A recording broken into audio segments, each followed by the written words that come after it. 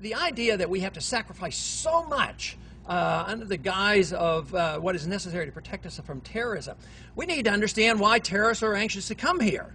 People say, Ron, you're completely wrong. And I get this on radio shows that might agree with our message completely, and they say, we got to go over there and fight them there because we don't want them over here. I think there's a great fallacy in that logic, mainly because they came over here because we were over there.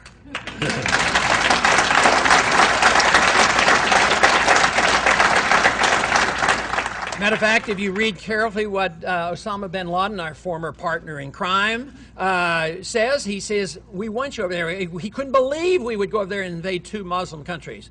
His recruiting has gone up spectacularly. There never had been any al-Qaeda in Iraq. Now they have free reign in Iraq. They don't want that war to end. I mean, the worst thing that could happen to the al-Qaeda is if we walked out of there. But they want us over there. They don't have to come over here. They can pick us off over there. There's one reason why the enemy, and they are our enemies, want to kill us, and that is occupation. We occupy their territory. It would be like the Chinese had their navy in the Gulf of Mexico and had bases in New Hampshire and in Texas, and they think we wouldn't pull out our gun and do some shooting. But too often the American people won't see it in that light. We are good and wonderful and perfect, and we are only going to deliver our goodness to them. We have 2 suggestions to the people that we try to do so much good. We go over and we tell them, you do it our way or we're going to bomb you. And then if they do it our way, we subsidize them. What about the alternative of neither bombing nor subsidizing and trying to get along with people and talking to people and trading with people?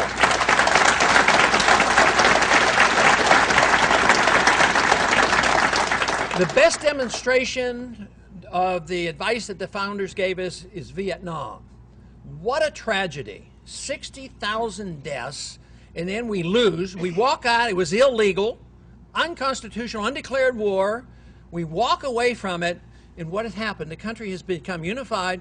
Was there a domino theory and they all become communists? Communism failed, and they're westernized, and we trade with them. We're over there now investing there.